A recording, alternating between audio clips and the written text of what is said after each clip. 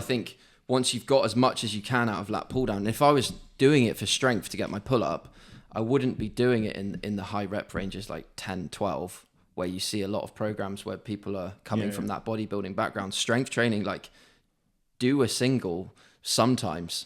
Like, see what, if you're going to do one pull up, why wouldn't you do one lat pull down? It's strength training.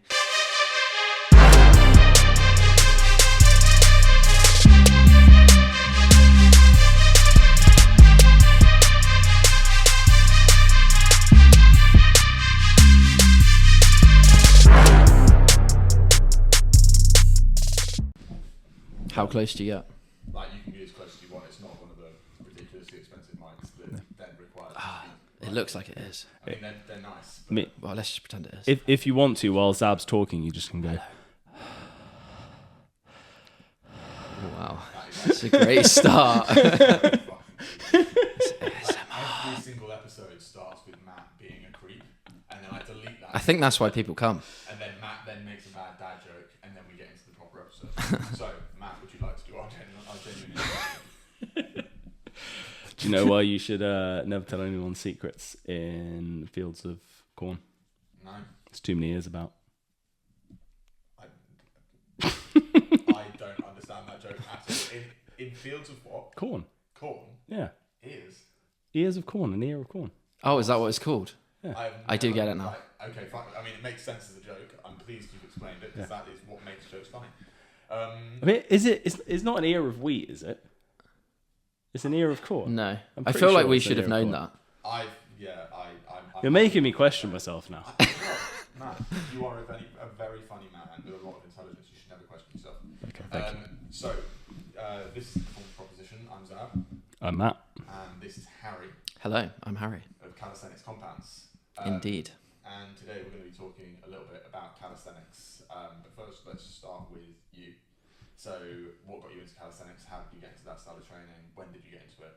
And how did you get so massive? Okay, thanks for the intro, and happy to be here.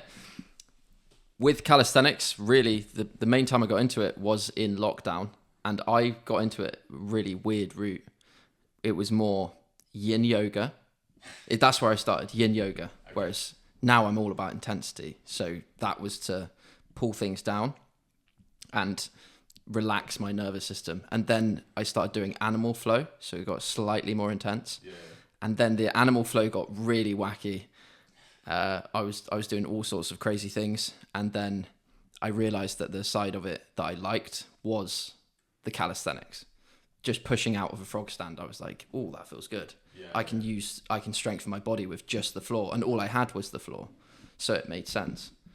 Yeah, that's how I initially got into it. I like the fact that you started getting massive by doing yin yoga, and then that transitioned into. Yeah, I'm not sure if anyone's got into Cali from that route. I'm sure they have from yoga, but they wouldn't have thought that's how I got into it. The thing is, when I remember talking to you like months ago about the fact that you basically did like 3 hours of stretching a day for a while because you were trying to fix your back. Is that literally that was that period? Well, my body, I had 13 injuries in my body. I have a note in my phone.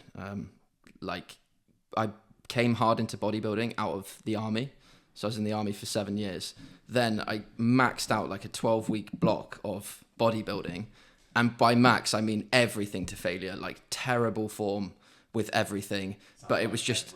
Every single man who's ever started training ever. Yeah. But I had like ridiculous level of conditioning mentally for that as well. So I was just like, push through the pain, all of that. And then one day I did a muscle up and my shoulder just went... Bing.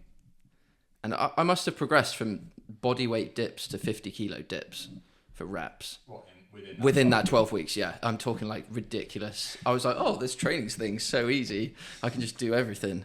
And then, it wrote me off, and I realized that my hip flexors were chronically tight from years of running without stretching, playing rugby, all of that. My shoulders, like my mobility was terrible, and I had never stretched before. So then you maxed out, Then I maxed out stretching. I did the Move You course as well. So I learned to move my shoulder blades and isolate everything like that. I literally went from maxing out all the weights and everything you could do, hybrid training you could call it, or hybrid strength training, to learning how to rotate my forearm And then I isolated everything like that, and I learned the physio side. I was almost like, obviously I can't call myself physio, but I would help people with joint pain. That's where I came from, yeah. And then I got into animal flow, flexibility, connected with my body a bit more that way. Then I maxed that out to the point there was no moves left with animal flow. And I was just like listening to techno, just like slamming these flows for sort of 20, 30 minutes. Yeah. I mean, it sounds like a great Saturday night. It was. Have you tried animal flow? I love animal flow. Animal flows. I absolutely love animal flow. There's going to be a load of people that are going to jump on and be like, animal flow's pointless. What are you talking about? But I think for mobility, for realizing where you can reach, it's allowing you to access ranges of motion that are already there, but your nervous system has never gone, okay, we can visit that. And I think once you've done it I don't think it has endless potential, strength potential, or endless flexibility potential. But for someone that's never moved, it's quite a good place to start. I think, in terms of learning how to move your body in space, it's cool as hell. Do you know what it also is? Fun. Just fun. Valid. Yeah. Like, I mean, I remember in lockdown when I started doing like online stuff for the first time, and I was doing some Zoom sessions. I would do like an animal flow session, but I would create like a little storyline behind it where like all the animals would like move into like the other thing, and it's just like people eat that shit up. You had way too much time on your hands. During lockdown. But people eat that shit up. Like it's so cool because you can literally mimic any animal you want, And it's hard. Yeah. Initially, it's hard. No, I got really into it as well during the lockdown. I was like watching. There wasn't much choice, was there? I think like you've got a mat. We then went a little bit mental and turned a spare room in our flat into a home gym with like full squat rack, assault bike. Oh, okay. I thought you were going to say like padded room where you could just animal fly. I thought you were like, we were all, so we had different areas for a farm, and like we were pretending to be certain animals. That's what I thought you were going to go to. Yeah, that was a different part of roleplay. Yeah, let's leave that there. Let's leave that one there. So That was a different room. You transitioned through all of these different phases of training into calisthenics and into the world of Yes. calisthenics. What area of calisthenics would you say you now specialise in? What's your thing? Let's talk a little bit about Cali generally. Generally, I would say, because you can frame it however, it's essentially body weight training. But when you load it up as well, it's like, is that body weight training anymore? And then there's certain exercises that will help the body weight training that aren't actually body weight as well. So I would say all of it. I'd say I'm very broad for a Cali coach in terms of statics, reps, and weighted. I have experience in competitions as an athlete in all of those, and I have clients that do all of those. So my training system is framed around all three directions that you could take calisthenics, as well as a fourth one, which is a flexibility route. If someone's coming from a yoga background, or they're hypermobile, or they just want that flexibility, then I have a route for them to get the most out of calisthenics, which is going to look very different to someone that wants to do weighted Cali, squat heavy, and get jacked. It's a completely different route. So not to fully put you on the spot here, but if someone came to you and was like, I want to do calisthenics, what is calisthenics? What would you define it as? Like, what would be your definition for calisthenics? Do you have a definition as well to like compare it to, or not? Or are you just going to leave it to the expert? I was going to leave it to the expert. Okay. I mean, I have like I'm very bad at succinctly summarizing things. That's neither of us. Yeah, I mean, it's fun. But yeah, I was just interested just because obviously essentially it's body weight training. It's training with less equipment, but it's also doing these full body movements. I think a lot of people go into it for the skills.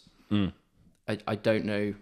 It's obviously involved in all programs as well. Pull-ups, push-ups, the basics. You have them, but then you have different things off the top of them. So I would actually have a consultation and get to the bottom of what part of calisthenics do they want.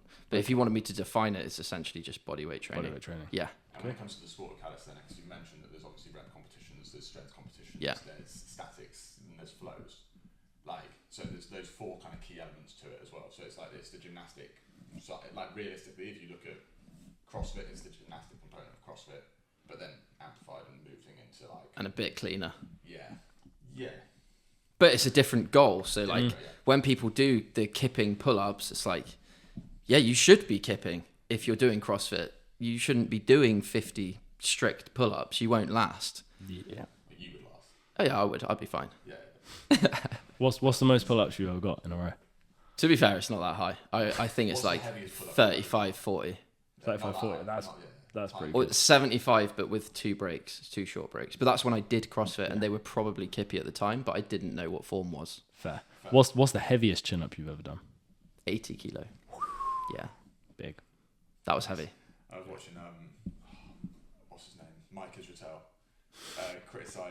critiquing Kyriakis, the Greek. You know, the massive Greek guy that weighs like 400 pounds. I think I know who you mean. Yeah. Does all the kind of like Zercha shrug seated. With Oh, Grizzly. Yeah. Grizzly. Yeah. Yeah. I like watching him. I mean, He's something else, isn't he? so funny to watch, but like, So athletic. Why the Zercha shrug?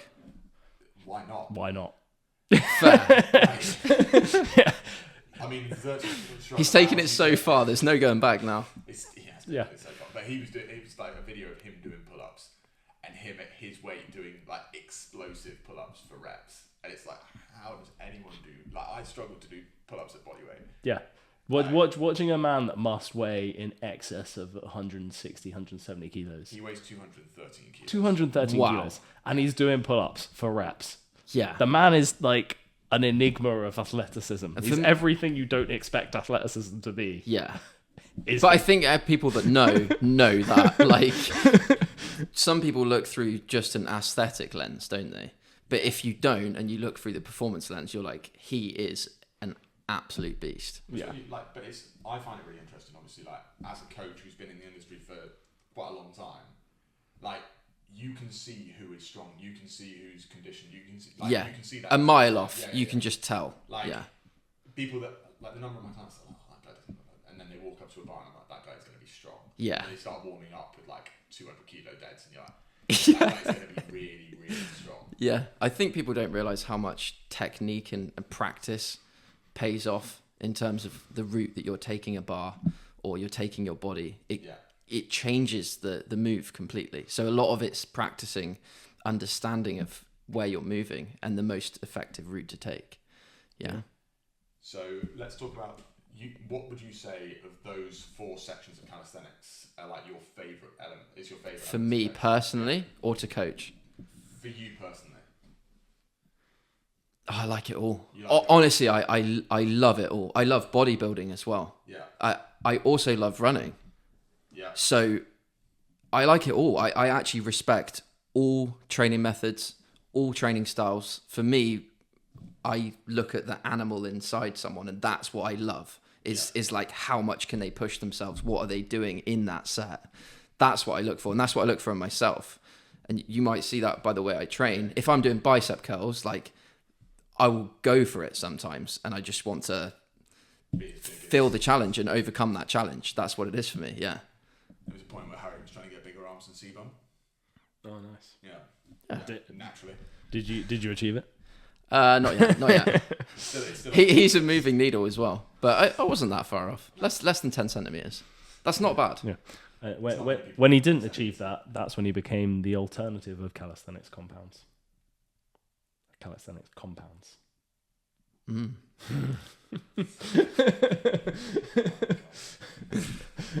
No, I mean, I'm not trying to call you assisted.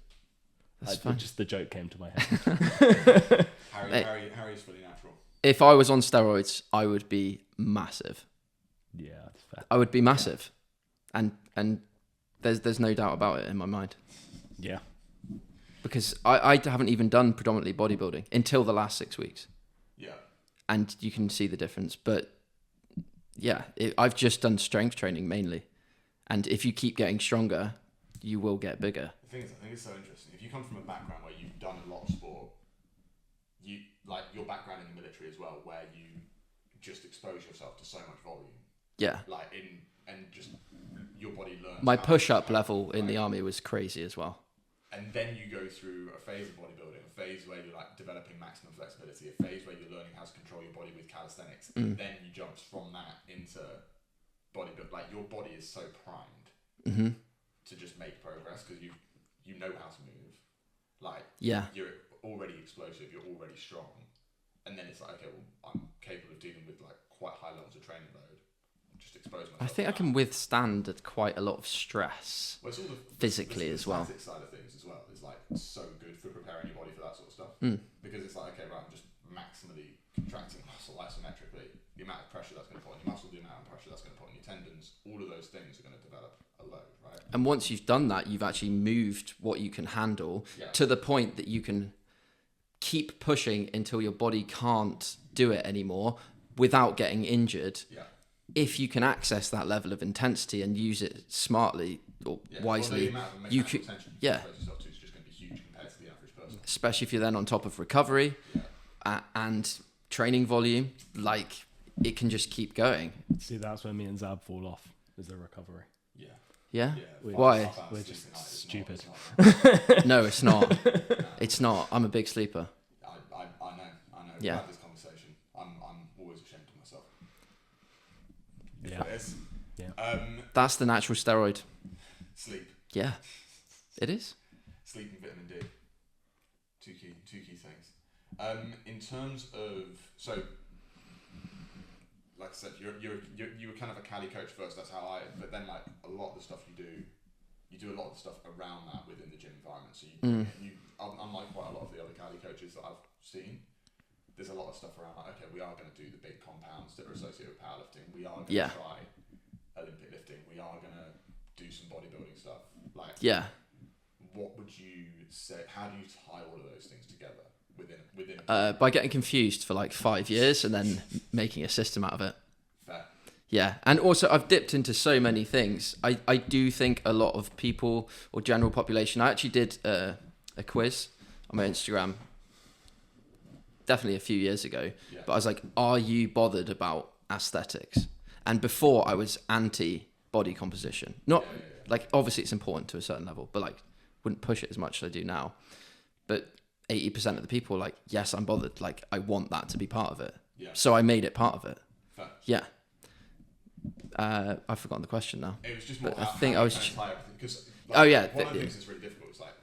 So for me personally, like, I look at calisthenics and I think you can have calisthenics within a programming system quite easily, and you can choose which parts of that world you can actually like apply progressive overload to. Right? Yeah. It's really easy with pull-ups. It's really easy with dips.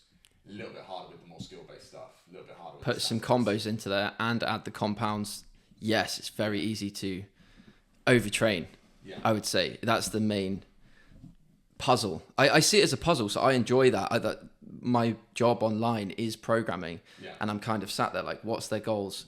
What's the perfect puzzle here? And I will obsess over it. It can take me hours to program 3 days for someone. Yeah, but once you program those 3 days, then it's so much easier to go, okay, right, if you get the perfect kind of like 3 day split in place, it's like, okay, well, now I know what to progress with those things. It's quite interesting. When it works, it really works, and it's so nice to see when that puzzle is perfect for that person. Yeah. And I think I definitely have go-to exercises, but I also have ones where I'm like, well, if you've got that, there's not really much room for this, or you're going to have to pull back. For instance, deadlifts and front lever is going to be a lot on your grip that day. Yeah. And you can progress with both to a certain level, but when you get high level in it and you specialize, it's going to be much harder. Yeah. You're going to have phases where you prioritize certain primary goals, and it's really important people have them set. Yeah. Right. So it's quite similar to what Sam was saying when we had Sam on. In that, it's that whole thing of like, okay, this is the person. This is all of their goals. I'm going to have a look at like almost like a blank canvas and just try and figure out the best way to put all of this together. And it's like that is the art of programming, right? It's just like, okay, right. This person wants to do all of this. Where can I slot that in? And honestly, everyone's different. So some people are like, I want the powerlifting lifts in there. Yeah. But I also want to learn a handstand and be jacked. And it's like, okay, cool. We'll do that. Sounds ideal. Yeah. I'd love that. Yeah. And it really depends on the person. But I think generally the way I would say I fit it together is by programming in movement patterns and not muscle groups. Yeah. Yep. That lens is what I look through, and I think that's the trick. What are your categories of movement patterns? Like, as in, are we talking like just push, pull, vertical, horizontal, or like hinge, are there any squat? Other ones? Hinge, squat. That's it. Yeah, horizontal, vertical, push, pull, hinge, squat, mainly. Yeah. That Yeah. However, even if you put in, you know, weird things like cartwheels and but I do around it that I sprinkle that sauce. Yeah, and I make it exciting where it can be. And also I plant seeds, or I think of it as planting seeds. If you've got accessories at the end of a program, I'll be like, right, they're going to want to do that in a couple of months. So I need to plant this seed now to make sure they're aware of how to move in that way. They might not realize it's there and sometimes skip them out. And then 2 months later, it's like, okay, right, well, that will have unlocked something. And if you haven't done it, then it won't unlock that. And when they haven't done it, they're like, oh, well, I wasn't ready for this. But if you're a client and you're listening to that, you know that's you. I feel like I'm gonna go. Don't miss the seeds. You grow your trees. Yeah. I feel like I'm gonna go 3 for 3 on missed jokes here. But listening to you talk about your programming, it sounds like Action Bronson rapping. No. Right, some guy brought up Action Bronson to me the other day. Who is Action Bronson? Action Bronson. Not Bronson. No. I'll send you a link later. He's a giant fat dude with a beard. He's a giant what dude? Fat dude. He is a giant fat dude. He's got nothing to be ashamed of, but that's who He's he on the is. large side. And a lot of his lyrics are like basically talking about cooking. Oh, I thought you were going to say because he's a vertical chef push-pull. at the same time. So he's like a chef and a rapper. And Okay. so like when you were saying like sprinkle the sauce and plant the seeds, like he puts like a lot of like plant gardening cooking type metaphors Inside his raps. when he's Okay. rapping. It's just it's hilarious to listen to him because it's so good and it all works. You're like he just made like a line out of spaghetti sauce. I do keep like dropping gardening lines, to be fair. Yeah. I never realised that. The one thing that I'm really interested to ask you is with calisthenics, often I find like if you get someone that's like got a good base of strength, they've been training for a while, it's quite easy to like start bringing that stuff in. Mm-hmm. When you get someone that can't get a press up at all or can't get a chin up at all, how do you bridge that gap between complete novice who can't access those moves? Because obviously there's not a lot of ways to regress a chin up or a push Oh, up I think there is. beyond like adding assistance and things like that. So it's like, it's the jumps between the... Well, I have loads of different routes there. Okay. So if the person wanted a bodyweight route, we would use toe-assisted or foot-assisted ring chin-ups and make their feet lighter and lighter. And I think that's one main calisthenics type of loading that I use a lot, which is foot-assisted. And what that does is teach someone to actually make it hard for themselves. And if they can't, they won't progress. So they have to learn to purposefully take the weight off and create that challenge. And then you could use a lat pull down as well, but you'd have to train it for strength and specific to pull up, like try and mimic the movement pattern of a pull up. And then you could also do banded and pauses, and there's so many ways there, but often body composition comes into play with that as well. Yeah. I think that the thing that's like the other side of that is if you try and go down the route of not using calisthenic style movements to build calisthenics movements, like if you do go down the route of like, okay, I'm going to do pull downs. Yeah. How many people do you know that get really freaking good at pull downs and still can't do a pull up? Loads. Like I remember when I first started I training, don't. I was so skinny and I couldn't do a single pull up. I was like 55 kilos. I was just so weak. So all my mates were doing pull ups. I was like, I can't do pull ups. I'll just do pull downs. Yeah. I kept on doing pull downs. Got to a point where I weighed 110 kilos and I still struggled with pull ups. Yeah. And I was stacking. Eventually it's going to need It just needs specificity. that specific training. Yeah, it needs and it's that. Eventually.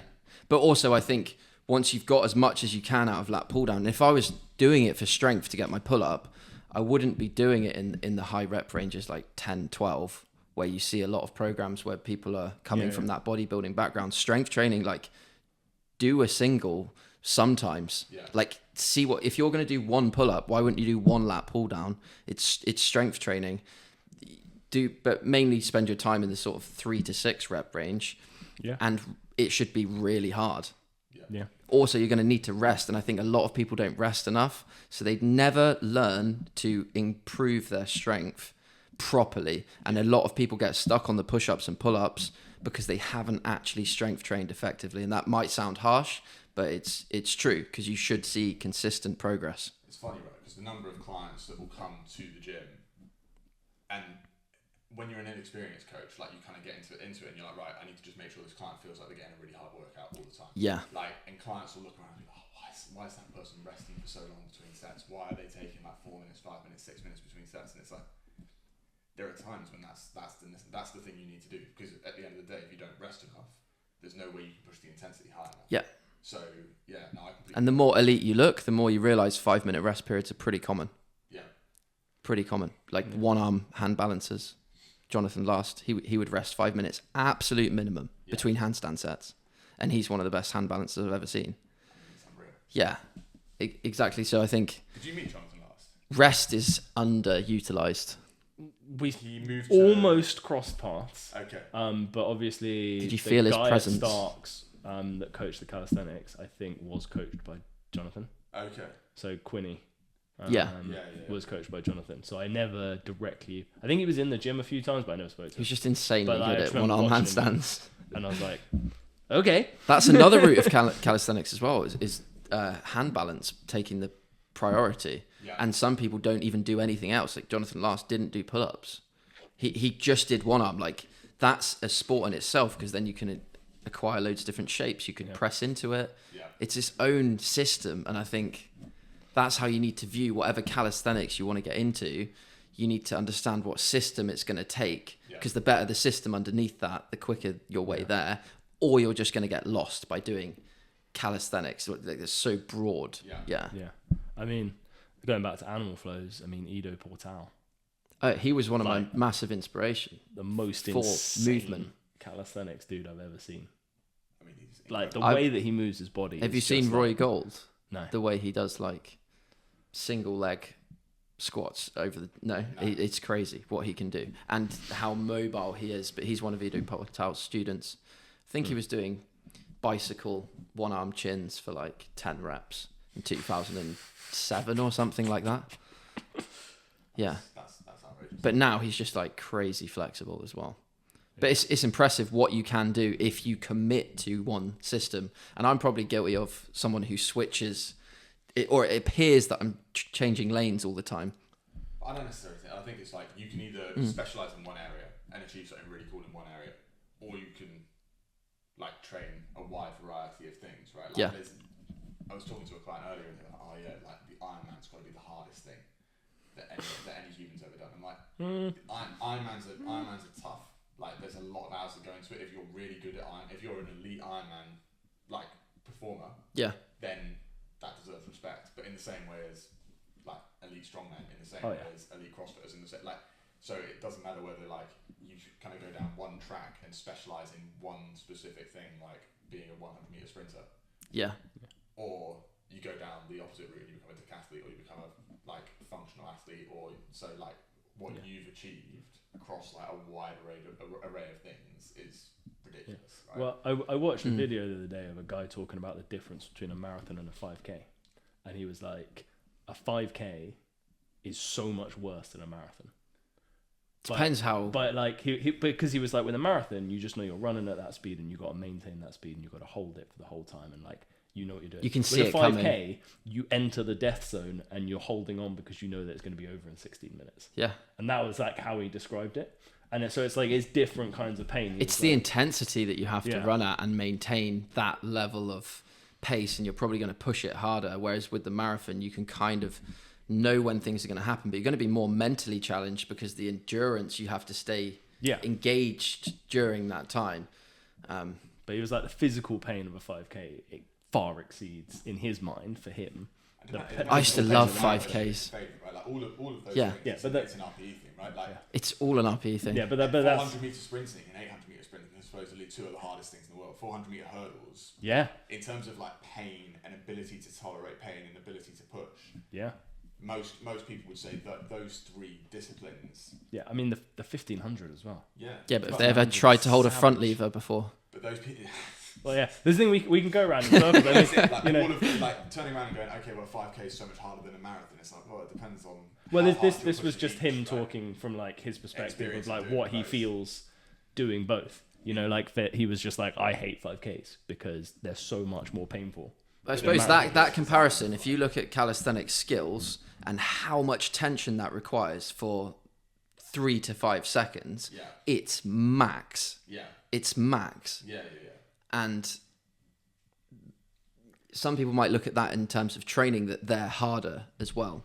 Yeah. Because it requires your nervous system to fire up so much.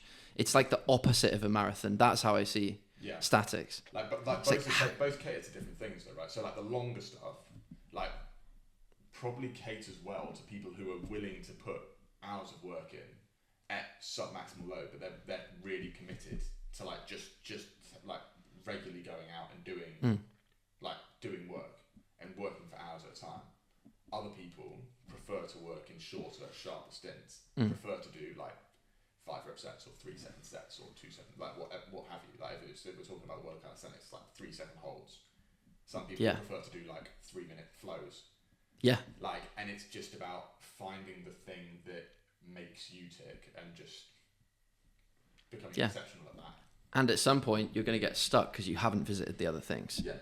So you're going to need to go into the flows to actually get conditioned enough to do the next harder progression of a 3 second hold.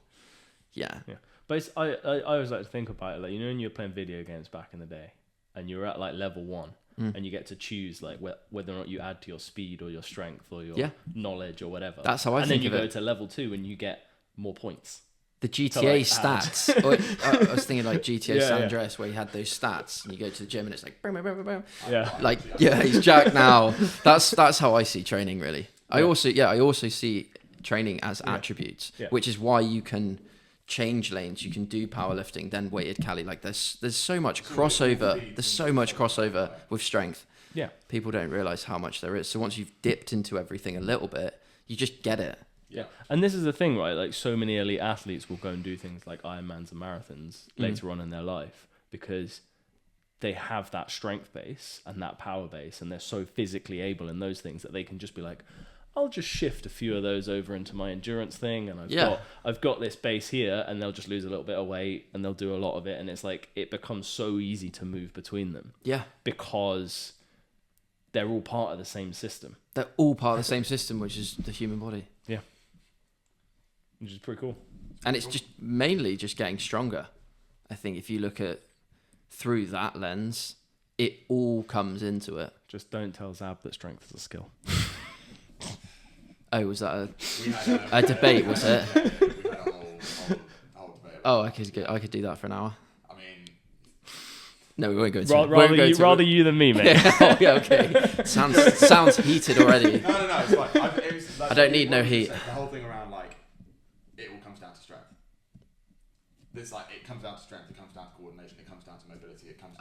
Like there's loads. Like loads of different things that it can kind of come down. It's 4-dimensional. But it's that. Yeah. There we go. No, it just comes down to strength. But you could be uncoordinated and still quite strong. But you can make up for a lack of coordination with an excess of strength. Yes. And you can make up for a lack of endurance with an excess of coordination. But there'll be a point where that coordination is gonna like put you to a whole different category of where you can get to. But if you have like a massive deficit in coordination and a massive surplus in strength, it's probably going to be easier to build coordination, and that's going to have a bigger impact on total performance. Exactly. Whereas like the person who's like still only at 50% of their strength, maximum strength levels genetically, has a load of scope to improve. So they can just work on strength and they can worry about coordination later if that's the route they want to take. Or they can go down the route of doing like you said, like different athletes will come with different mentalities and different goals. And yeah. Something else with Cali, and a lot of people or athletes will say this, is they get the skill dirty and then they clean it up, and that's rare because you wouldn't do that with powerlifting. You wouldn't be like, yeah, we're going to dirty bench for a bit, and then even though people do it like that, don't they? Well, people maybe in competition, like realistically. Oh yeah, when you max, exactly. You're going to see where your weakness is when you fully max out. You've got nothing left. You're just going to have to take that route and deal with it. You're always going to get the lift dirty before you get the lift clean. Yeah, but I'm saying people with front lever, like just because it's not fully flat, you're playing with leverages. So sometimes it might look like dirty form, but as long as the shoulders are in the right position, you're fine. It's the whole thing of exposing your body to the load that it's then going to need to like develop the capacity to deal with as you clean up the form. Yeah. Right? So like if you're in a tucked position, you're learning how to load your body as you extend those legs, as you like go into a banana back position. Yeah, but I do think the people that are more coordinated progress faster. I think it depends. If they're Quite not often. strong enough, if they're more coordinated but not strong enough, it doesn't matter. Yeah, there's a barrier there as well, where yeah. sometimes they need to go a little bit dirtier, push it a little It's bit. that whole thing of figuring out what the limiting factor is in terms of Yeah. performance. So like, I was speaking to someone about handstand stuff the other day as a completely inadequate handstander myself, and they were like talking about handstand conditioning, and I was like, you can balance for like 4 minutes, but you're saying that your form breaks down when you're under pressure, or your form breaks down when you're fatigued, or like when you start to roll and you just go. If you were a little bit stronger, you'd probably be better at dealing with like those bigger perturbations. So you might find that instead of trying to continually work on coordination and proprioception, working on strength is going to be the thing that actually takes you to the next level. Yeah. So yeah. Well, that for me is the really interesting thing about Cali, is like people forget that with Cali you're working with a fixed weight, right? Most of the time, like unless you're doing it loaded. But if you're doing like a front lever, or you're doing a muscle up and it's unweighted, right? People forget that like if you weigh 90 kilos, you're doing it at 90 kilos. Yeah. And you're always doing it at 90 kilos. And it's like, cool, if I put 90 kilos on a squat and I just squat 90 kilos all the time, it's gonna get better. Yeah. But people forget how much load is actually involved in your body weight. And when you were saying about the dirty reps as well, also how much more load you can put onto things like bench and squat and deadlifts and get them. So like trying to do them dirty, it's a little bit harder when you got like 110 kilos, 120 kilos. But you know, if you can cope with 110 kilos in your bench and you do a dirty rep with 90 kilos, you're like, okay, this is all right. I can get there, and then I can just slowly push it up. And then, like you said, body composition, you know, you lose. I mean, I remember way back in the day when I was like 85 kilos and I was struggling with my chins, and then I lost a bunch of weight for like a calendar. I got down to 76 and I was like, oh, It feels completely just different, do chins right? all day. It feels all right. completely different. And sometimes it can be a 2 kilo difference. You've added 5 chin-ups. Yeah. And you may get stuck with if you've been going after the same exercise and pull-ups, your main goal, and they've been there and they've been in your program for a year, you might get stuck on that and you need something else. But one of the things you can do is shred any excess weight that isn't helping, and you've just made the lift 5 kilos lighter, but it feels completely different. You've just jumped up your body weight to strength ratio, which makes you better at all calisthenics, not just one specific movement pattern. So changing your body composition when you feel like, okay, and everyone will have their own standard of fat percentage, but for calisthenics, it's certainly beneficial to be leaner. Yeah. And that's why a lot of the top Cali guys are just lean. Yeah. Because they do it so much that their bodies are like, cool, get rid of the weight. Yeah. But saying that, even if you have, and I've been on a 2-year bulk, so I've felt heavier, but I've not let it get to my head because I know that I'm stronger than I was, way stronger. Yeah. So when I do cut down, which I'm doing right now, it's going to be crazy what I can do. Yeah. But, so you have to know that you also can't build the strength in a deficit as effectively. It's not as easy to build muscle when you're in a deficit. So you really need to understand what you're doing at the time that you're losing the weight, but that's going to, with body weight, feel like you're getting stronger when you actually might not be. Yeah. When it comes to, one final thing I think we should basically talk about a little bit is the whole idea of using calisthenics to build muscle. Like, because it's one of the things that gets commented on a little bit within certain areas of the industry. It's like, there's no point to doing calisthenics work. You're not going to build as much muscle as you would if you were using free weights, or you were using machines, or you were using like bodybuilding approaches. What are your thoughts on that? Because clearly, Just takes a shirt off. Give me 2 weeks. I mean, obviously you can build muscle, and with calisthenics, if you're doing things like pull-ups, you are going to build a great physique.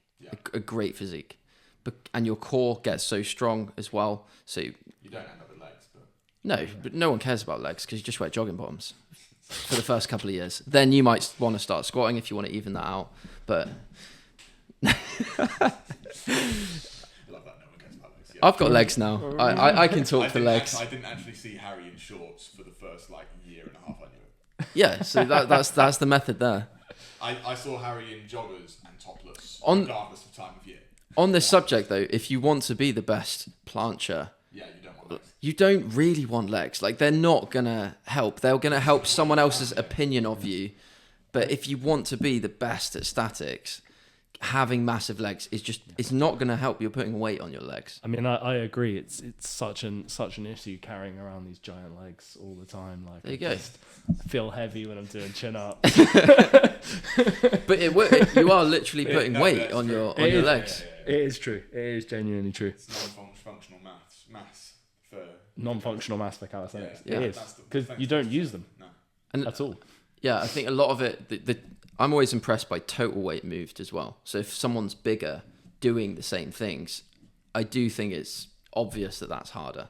And it's much harder as well. Like Tuggy is an Yeah. outrageous individual. Yeah, that's insane. The levers are Like, ridiculous. So long, heavy, And also, how jacked is he? So- like unbelievable. How jacked is he? People that do reps, that's basically training to failure constantly. It's creating so much damage and you're putting in so much volume. And a lot of people start there. Well, it's that exposure, like realistically, if we say mechanical tension is the biggest driver of hypertrophy, like it's not a concern how much mechanical tension you get per rep, it's a concern how much mechanical work you do.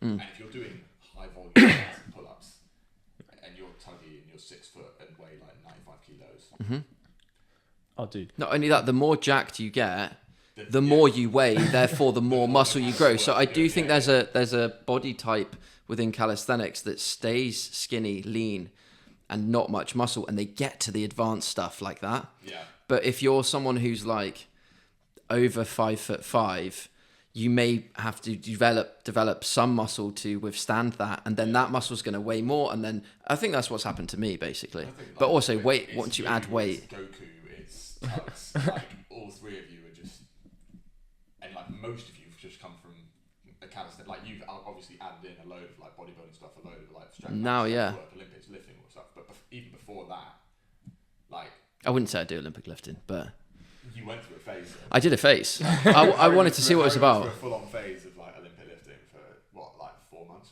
6 Yeah, months? it was through the summer, and that was to get that was actually to learn it and just explore. I like to explore. I always think you should explore new Did you enjoy ways it? of moving. I did enjoy it, but I realized how much training time it was going to take. And if you want to do handstands and you're doing snatches, Yeah. both of them are so skill coordination heavy.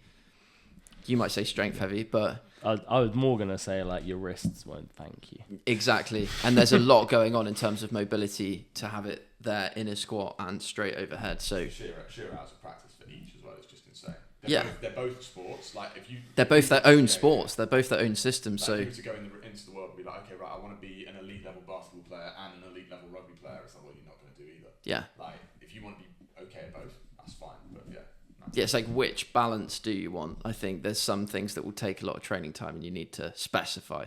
Yeah. And if I'm a Cali coach, then keeping it calisthenics. And for me anyway, I like handstands and where that leads. Fair. Yeah. But the muscle question, yeah, of course, you can build an amazing physique with just calisthenics. But if your only goal is to build muscle, then why do calisthenics? If that's your only goal. I'm not going to lie, though. The biggest shift I've ever seen in my upper body mass is when I'm doing pull-ups and dips. Dips Regular. are so big. Like you can't not feel them in your arms. Yeah, like, as it, like, every single time I add them into my program, I get bigger. Yeah. Every single time. And I think when you start loading those up, Yeah. a good target would be to get your pull-ups and dips to sort of 25 to 50% body weight added.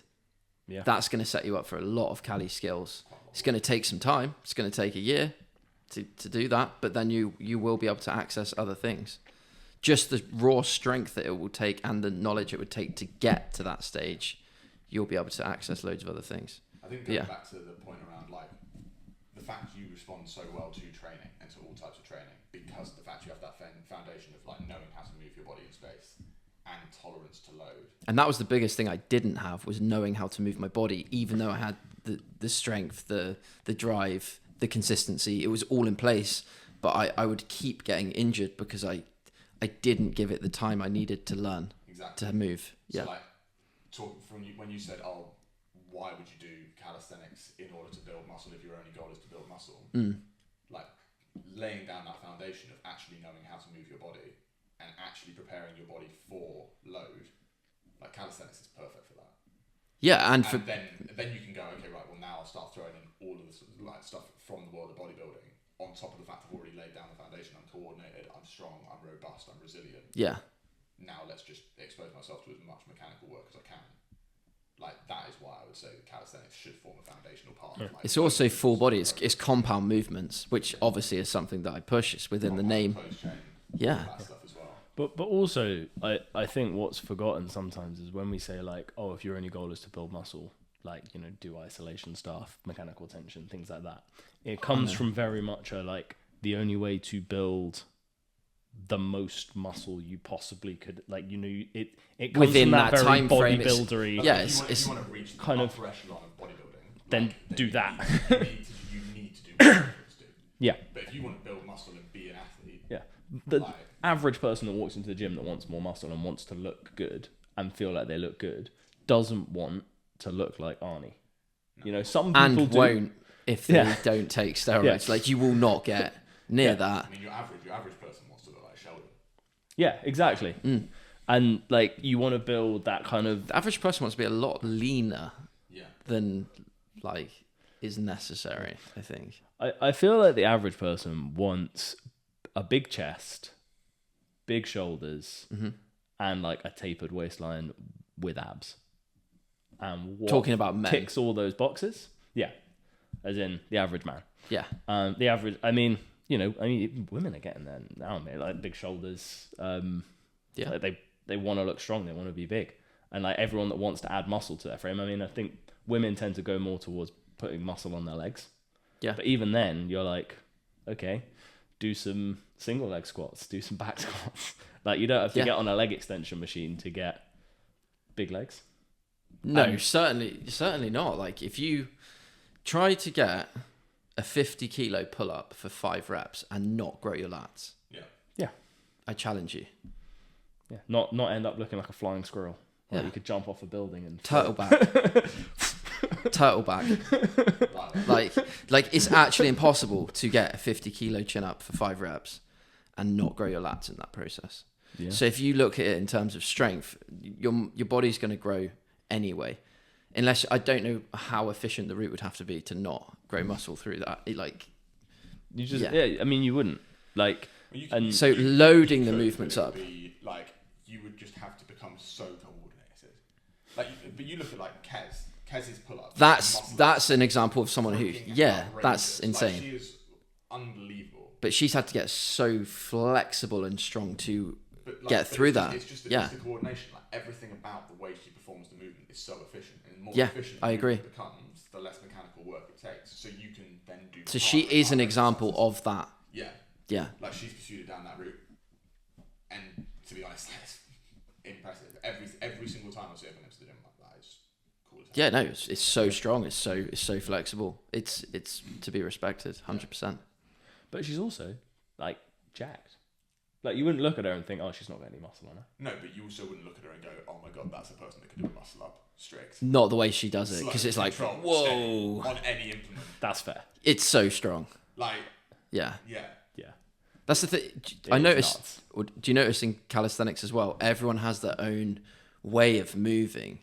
More so than, say, you were bodybuilding, you're just doing a chest press. Everyone's made to do it the same way. Whereas with calisthenics, you have people like, oh, I'm gonna use these attributes of coordination, flexibility, Kez being a good example, to be more effective at that thing. And when you get competitions that are statics or flow based, people are using everything they've got. Even their personality comes out. Yeah. So it's like, it's a great sport in that respect.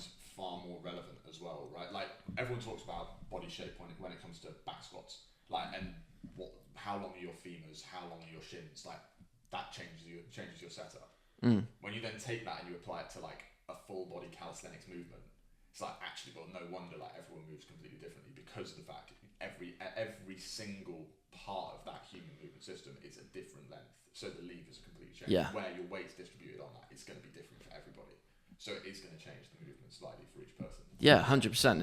It's gonna look different, but also the athlete, if you're taking it to a high level, is gonna choose what they want and how they want it to look, and then you can train for that. You can literally be like, I want that, bang, that's mine. That's how I think. Yeah. And I think I've just gone, I'll go get some of that. Cheers. I'll go get some of that, and I'm just making my way around. That's what I like about it. Like it's that whole thing. You clearly respect like every single training system. I respect it all. And I think everyone's got the opinion of like, no, this is better. It's like, for what? Why? Yeah. I want the context. I think context behind programming is massive. Yeah. I think people are arguing about the wrong things and they want to be tribal about it, but it's all amazing. Yeah. That's my view on it. It's like, what does this exercise give me? Cool, if I need that, I'll use that. Yeah. Like, regardless of what world it's from within the world of fitness. But it's like, good to have goals and go and get them. Yeah. For most people, it's to look good, feel good, and move well. I think if you can do those three things and continue to gain strength, that is massively underlooked in the gym. I think everyone's really confused, which is fair enough because I was for a long time. I mean, It's like which one's going to work? Yeah, right. It's that whole like Dunning-Kruger curve. Like you get over the initial peak of Mount Stupid and start feeling confused as fuck because you're like, oh right, wait, all of those things that I thought were absolute aren't absolute anymore. No. I have no concrete base beneath me, and I've got to try and figure out how to carry on moving forward. But if you have the skill of doing a program well, training well, and you're consistent, you can get a lot out of any program. Because do you think you could do a program now compared to you 15 years ago? Who's going to get better results out of the same program? Oh, 100%. So now. Yeah. I don't know. 15 years ago, I had quite a long way. I could quite a lot of progress I could make. I mean, if I knew. So why didn't you? If I made the progress 15 years ago. Okay. But like I know. All right, let's go back 25 years. Let's go back like 2 years. Yeah. Okay. Like 2 years. Once I've already like kind of got over all of the newbie gains. Yeah. It's like 15 years ago I had newbie gains. Yeah, you can pretty much do anything for the first 6 months. Yeah, you can completely mess up every program and still make progress. But then there's a lot of people not. No, But then, I mean, if you take out the fact that 15 years ago I was like, 15 and at the prime of puberty, full of testosterone and ready to go, that me probably would have, if I had the same guidance, probably would make way more progress. But the way that I look at it now is like, I'm 30, I've got 15 years of training. And my body is so much more exposed to volume. It's so much more capable of doing things. Like people always say, oh, when you hit 30, you start going downhill, your body starts hurting, things like that. It's like, yeah, it takes me a bit longer to recover, but I actually have a greater capacity to... So much wiser. But you take the ego out of it as well. Right? Yeah. The whole thing of like the removal of ego and like being able to go, okay, actually, it is okay for me to let go of this little bit so that I can glean the effect that I want from that other part of my training program. Like, that's the thing that I found hardest when I was like 21 and I'd just basically been bodybuilding for 3 years to try and get myself as big as humanly possible, and then it's like, I don't feel fit, I don't feel strong, I don't feel explosive, I'm not doing any of the things that I should be doing for that. Trying to move and shift away from the bodybuilding program and add in like strength work, power work was really difficult, and it was like to break out of that lens. It's a lens. That sense of like, okay, well if I stop doing this, I'm just going to go back to being the inadequate person I felt like I had been. Like, too deep maybe, but okay. like still. Is that what you mean by the ego? Do you want a cuddle? Give him a hug. Give him a hug. He's been through it, man. We've all been through it. But it was like I couldn't stop doing the bodybuilding stuff. So I was like, okay, well I'll just do the strength work on top. I'll just do the power work on top, and then I wasn't making the progress. And then it wasn't until I was like, you know what, I'm gonna let go of like that. I'm fine with where I'm at. Let's try and get the most I can from the strength work. Yeah, it's stripping back again. Stripping back. Do you think there's a point, I've got a good question off the back of this, do you think there's a point in a muscle growth journey anyway where you're going to have to switch lane to do a block of strength? Of course there is. But why? That's quite rare to see. I don't, like, it depends on where you look. Like, what's marketed to the general it's also population. how far you go down each avenue, right? And how long you spend in each avenue. Yeah. So like most people will go through some form of like periodized model. They just might not necessarily think about it in that way. So they'll go, okay, right, I'm going to work in an 8 to 12 rep scheme to start with. There might be some things you start pushing towards like 15 to 20 reps. There might be other things you start pushing towards 5 reps. There might be phases where you go, okay, right, I'm going to focus on doing like 6 to 10 reps bench press. And then use the strength gained in that to then go back and apply like more load when you go to 8 to 12 reps.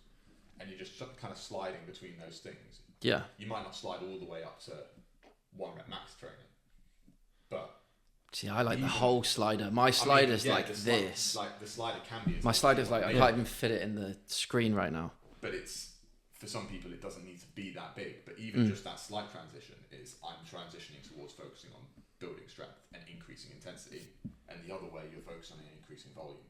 So it's that whole like short to long versus long to short programming strategies, etc. Like, everyone does it. They just don't necessarily realize they're doing it or why they're doing it. Maybe, but like, yeah. I mean, when most people progressively overload, they're like, "Oh, I'm just adding weight each week," but like usually they're doing slightly less reps each week, and then they get to a point where they put more weight on, and they're like, "Oh, I can't really get more than 4, so let me drop the weight back." And then they go again, and they don't even realize that they're following just a basic linear periodization where they're going high volume, low intensity. I've got a post I just made about this like today, but it's that whole thing of like you see the whole idea of seeing diminishing returns within one particular stimulus. Like sometimes it's important to take a step away from that stimulus, do something else that's going to transfer towards greater results. Also, sometimes it needs rest. But then it resensitizes you to the original stimulus as well. Yeah. So me going, right, I'm just going to stay at 8 to 12 reps, and that's going to be my range, and I'm just going to stick with that forever. It's like, okay, cool. That might be the zone that I get the best results in normally. But once I'm desensitized to that, I need to make a change in order to make further progress. 100%, and that will happen with certain movement patterns as well. Yeah.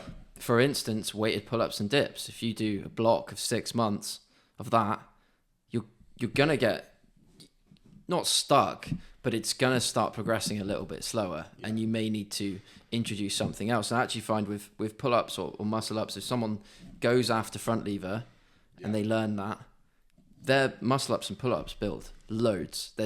It helps a lot. But it's that whole thing. If you get the front lever, all of a sudden your lats, like they've got associated more than with enough so strength. much more robust. Yeah. So then when you go back to doing your muscle ups, it's like, well, I can do more volume without risking injury, without fatigue, without muscle damage. Yeah. Okay, cool. So that means that I can expose myself to more mechanical tension, build more muscle, get better at muscle ups. Oh, damn, I'm getting too good at muscle ups. That's probably overwhelming that system. What a big problem. Switch. Awful. I've been there. Damn, my muscle ups just too good, man. Gonna have to think of something else. I mean, You had that problem? No. I keep on getting muscle ups and losing muscle ups, and then feeling really morose, and then getting them again and be like, yes, it's happening. Yeah, muscle ups a funny one. One day I will be. It's a big move. I mean, yeah, huge, especially strict. I think especially if you come from somewhere where pull-ups are hard, and then suddenly you're getting up and over the bar, and you're on top of it, like looking down at the floor like a monster. Like if you've come from a background of like bodybuilding or just standard strength training, the idea of doing a pull-up, it's always been, okay, how do I get my chest to the bar? How do I get like my eyes or chin above the bar?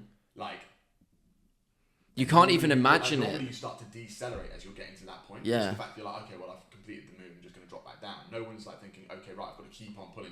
Yeah. So to think that's not even halfway. Yeah. It calisthenics to start with, when you're first getting into it from conventional gym training, it's almost bending reality. You're like, wait, I now need to be up there. It's just completely changing the way you look at movement. 100%. Yeah. That's a big barrier for a lot of people. And it's just undeniably sick. Like you watch it and you're like, whoa. Yeah. I didn't know that was possible.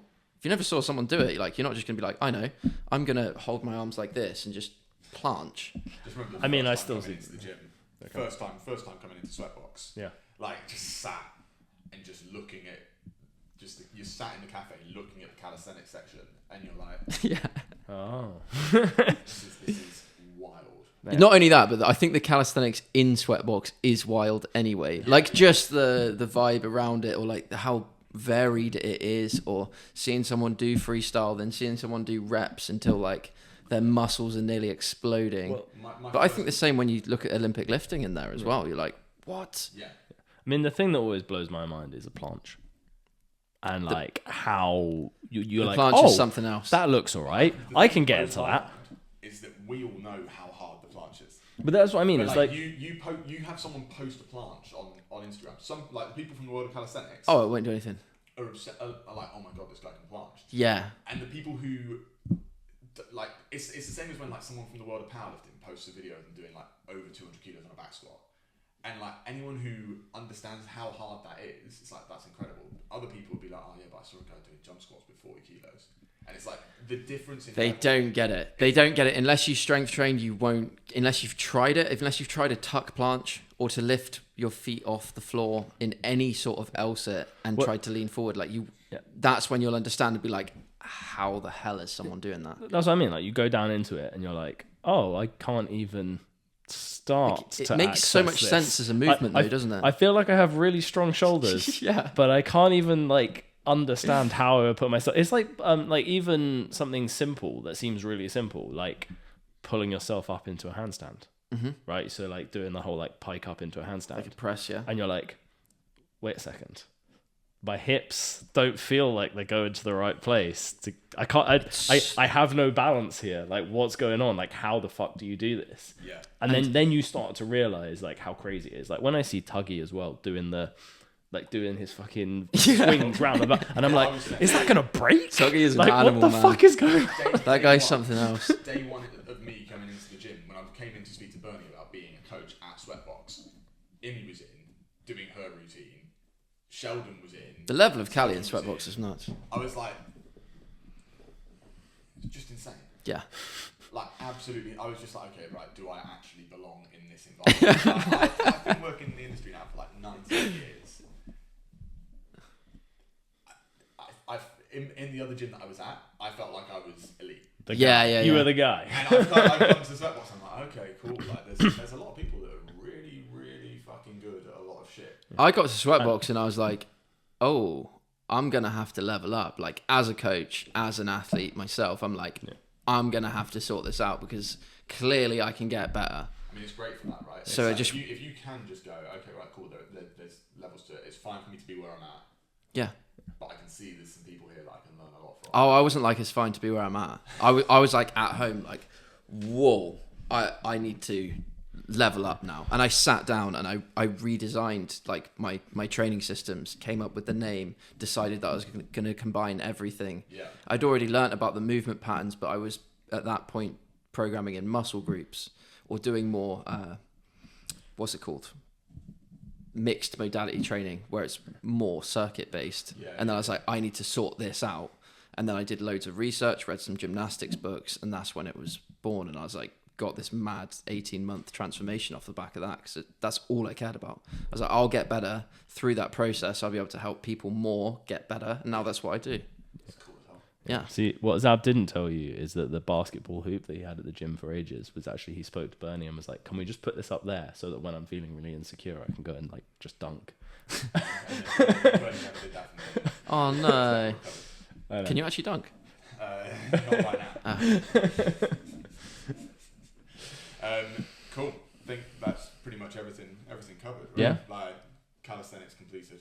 Pretty much. Calisthenics That point on completed. planche as well, I think when Gen Pop are looking at planche, I've had people in a consultation before where they actually consider handstand harder than planche. A lot of people look at handstand and go, that's harder, or human flag for some reason, or muscle up. Those three things, they're like insane to the general population. But they see planche, they're like, oh, I could do that. it's just a plank without your feet on the floor. They look at it like someone's doing a plank. They're like, I think they just ignore. They're like, oh, I'll pretend that's not real when they see a 200 kilo squat or like a planche. But it's just like, Sometimes. if you see someone do a 200 kilo squat, you can kind of compare it to a 60 kilo squat. Whereas They have nothing to compare off. The person jumping onto like a 4 foot, 5 foot box, that feels a hell of a lot more impressive because of the fact you haven't done anything even close to that before. Whereas like, if you've done a 60 kilo squat, you can imagine yourself getting to a 200 kilo squat.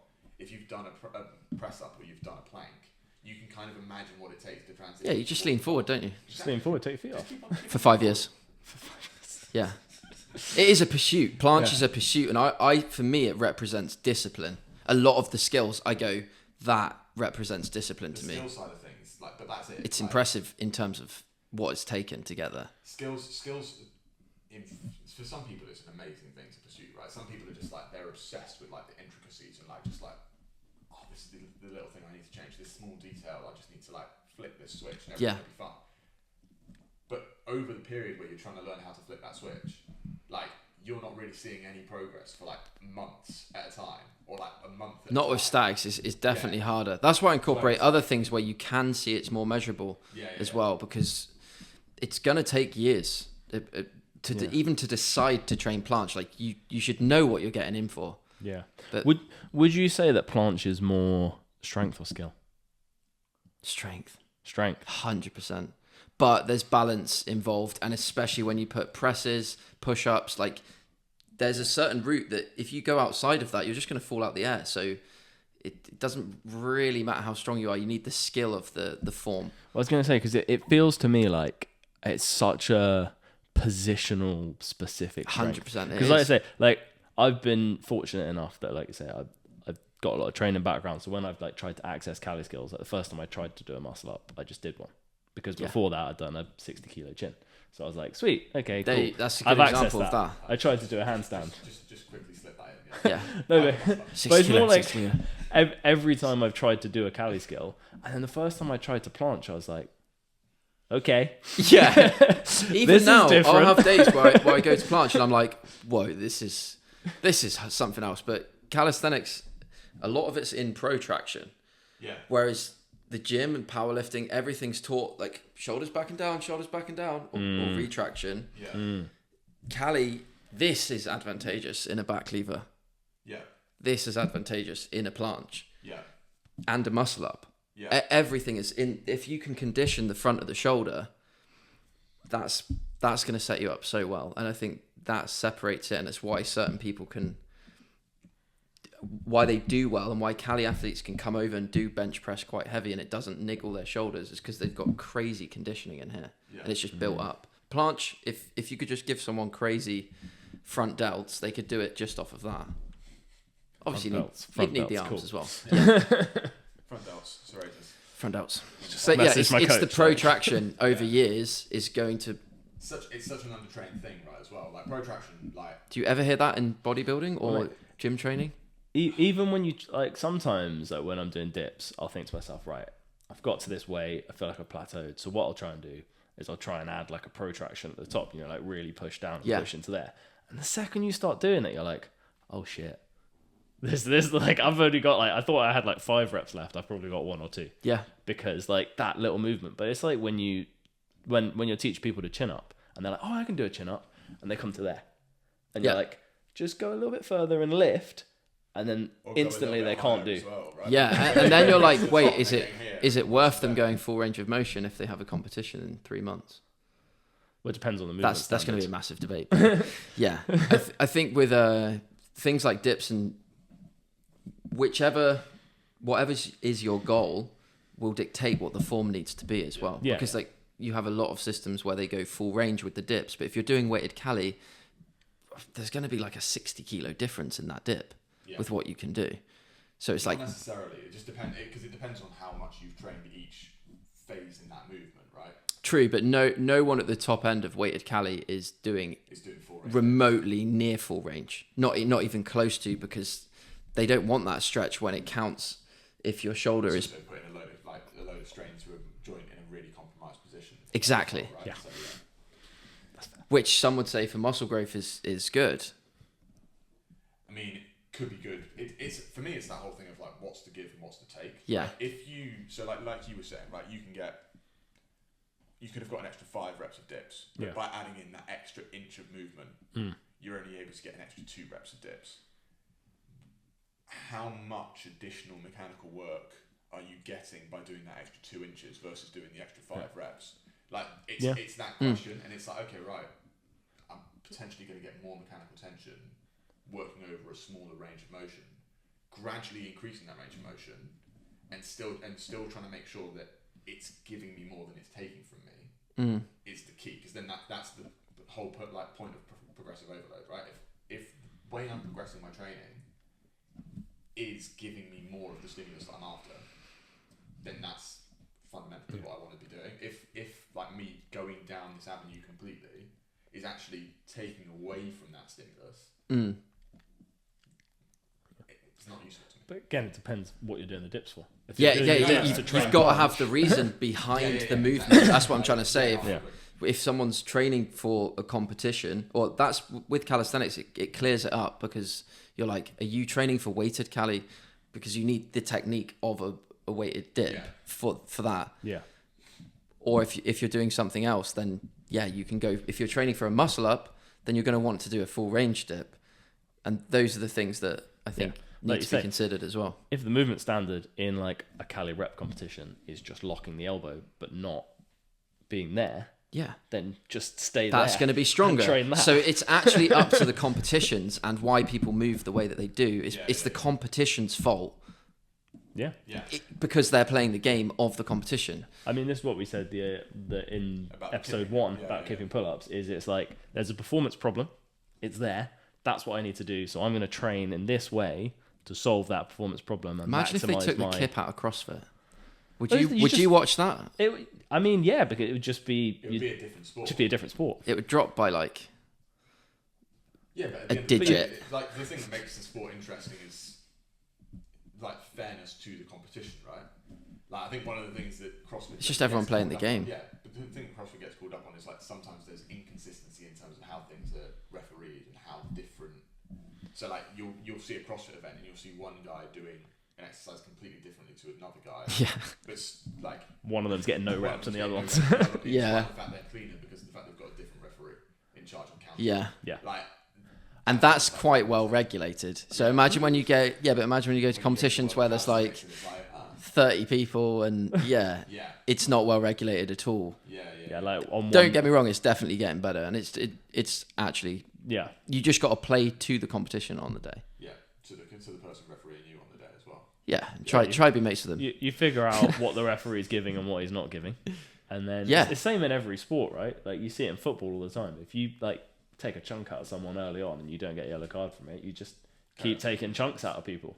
But I think having high standards for yourself as well is good, because even if you turn up and some people are getting accepted, but you keep it really clean and you've done well for yourself, which is what you should do for a competition anyway, is do the best you can for you, and then everyone respects that. I mean, meet your own standards, then you can be happy, right? Yeah. That's fun. Exactly. Yeah, no, I agree. Yeah, I can see that. I mean, one of my goals is to go to a powerlifting competition and win it with like a high bar back squat conventional. That is dead. cool. See, that's the sort of goals that I like, where it's just like, yeah, Fuck low bar. doing it fuck because sumo. you want to do it. Yeah. What, you're gonna go Good luck, though. Conventional deadlift, high bar, And just normal grip bench. normal grip bench, No arch. no arch in your back. Nice. Okay. And just be like... Do you think you can do that naturally? I mean, Depends on the competition. You can have to. World class. Should we make our own comps so you can? You can do it. fulfill you your- can just have it so you just your compete dream. against me. I would love Sweatbox to do like a super total competition, but like, you know, the normal super total is snatch, clean and jerk, squat, bench, dead, but add like 2 cali movements to that. Dip and pull. Dip and pull. Nice. And like just to see That would where actually everyone be- is across that would be the crazy. entire range. Because weighted cali anyway, you do squat, dip, pull, muscle up. Yeah. But take out the muscle up, Yeah. and then I mean- you've got that's already inclusive. Yeah. I'm saying that because I've done the maths in my head. Like, What's your I total? reckon I'll take it. Do you think? Oh, I don't know. I think I'd give you a run for your money. Harry, Tuggy. What's your deadlift? Clean and jerk and snatch. What can you clean and jerk? 130, 1 through 5. But strict to movement standards. No press outs. Yeah, no, like I'd have to train for that. Yeah. Like, what's your but if we say total, so if we go, what's your current pull up, max? Current pull up. I've not trained it for a while, but the last time I did it, like 60. Okay. What's your current dip? 75. Okay. What's your current dip? Like 125. Okay. And what's your current pull up? 80. It could be 80. It could be 80 plus. I can rep Okay, so 75, that but there is already like a 60 kilo deficit that you're coming up against just from the 2 cali moves. So Yeah. you've but I got- do think you've got a way bigger clean and jerk than me, because I've never done that. you can jerk over 100 though, right? I don't know. I'm sure I've seen you clean and jerk, well at least. Clean. Do you remember I did that really dirty one? Yeah. Yeah. Yeah. That was 100, But I think, that's the wasn't it? thing 90? Is it easier to bomb out? The only reason that I'm not saying I would win it, but I'm Yeah. saying I would stand. It's the thing I would stand actually the be up most for doing chance that. at. God, imagine the nervous system fatigue after that day, though. Do you know who would end up winning? It would be one of Tom the Morgan. Boys. It would be the Tom Morgan. It would be Tom Morgan. It would be And all fucking you Tom do Morgan. is you just go, Yeah, Tom Morgan's too perfect. He'll definitely get it. yeah. And he'll be chill about it. He'll do... That's I mean, but he won't. He'd just walk in and be like, "Oh, you guys are doing a competition? Yeah, cool. Okay, like I'll train." Yeah, But you just gotta like walk past him and just give his knee a little kick. He'd still be fine. that's dirty. Tom would out squat most people on one leg. Yeah, he would. In fairness, I just have to. That's a lot of legs as well. Yeah. Yeah. Yeah. Plus, you'd end up injuring your foot, and that'd be problematic for you. Then Are we, you allowed to sumo? no. Okay. He's not, Are you allowed to low bar? He's not allowed No. to sumo or low bar. You are. Oh, okay. That's fine. Yeah, because that was the rule, right? Like, Maybe- you've got to win the competition. Why? with a I'll tell you what. Why don't we do? Why don't you like sumo? Do you feel like it's half a rep? I just don't really enjoy doing it. I if I'm think honest. it's that whole thing of like. It's one of the big fitness debates. But anyway, if you're looking to win a powerlifting competition, Do sumo. Again, it's the rules. That's what I'm saying. But it's also like you're still lifting the weight, right? Like at the end of the day, like you It's are, not like anyone can just rock up and do it because you've put your feet outside your hands. Yeah, but that's like me saying, dive in a championship final and you get the penalty. You still won it. no. No, I'm joking. You might. I fully like as much as I take the piss out of sumo. Like if you want to lift the most weight you can lift off the floor, it's the optimum position to do that. It's the false flop of the like power. It is the Fosby flop of the powerlifting world. Yeah. But it's cooler to conventional. But it's cooler to conventional. And like Why? if you can do it, because it's harder.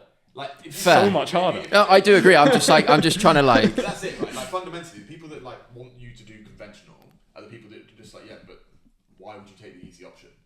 And it's like, well, it's the easy option, but you're lifting more weight. So regardless, you're still working at RPE 10. Like the person doing it as a sumo is still doing it at their maximum effort and lifting the heaviest weight. And I think people that do conventional, when they see a sumo that's heavier than theirs, it triggers them so much. Oh yeah, but it's like, I mean, sumo's not as bad as a bench that's super arched and super wide, and the range of motion is like that.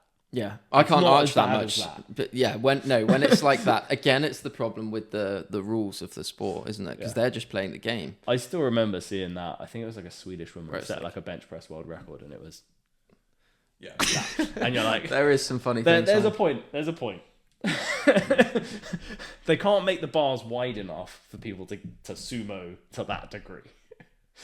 Yeah, but It's they- when you get those deadlift bars that are like the super bendy ones, like Yeah. what are they called? Like The elephant bar. elephant I bars. love those though. And in sumo on an elephant bar, and the bar moves about that far off the floor Yeah. because you're already locked out by the time. I think that's the bar I was using out in Lisbon. It felt so good though, for my ego. It felt so good. Follow Juji Mufu. Yeah. Do you follow Juji? Yeah. You seen he's got like a mobility thing he's doing with a guy at the moment. Yeah. You see the post that guy did of him sumoing, and he's just doing a sumo deadlift, and he's got the bar set up at like 350 kilos on it, and he just pulls on the bar, but just gradually drops down into the splits. So the bar doesn't move, he moves. Well, And he's But locked. locks out so like, is he locked out or is he? It's No, I funny. mean, has but did the lift? Well, it didn't actually lift off the bar floor. didn't move, he just pulled himself down into That's the good. splits. That's good. That's great. But like, yeah, like, I think it's that. Also, how is he that flexible? It's insane. I mean, yeah, Juji Mufu is Freak. Yeah. unreal. Cool. I think We should probably wrap this up. Yeah. Yeah. Sorry, Yeah. I've completely Really, hijacked the really end good, of really this. good chat. Yeah. Awesome. Awesome. I mean, Harry, Wicked, where thank you for can that. people find you on Instagram if they want to Find look me you up? on Instagram, Calisthenics Compounds, or calisthenicscompounds.com. Nice. Yeah. There you go. We'll link that in the bio. Well, yeah. at some point, we will learn how to like add in overlays and make everything look really cool and pretty.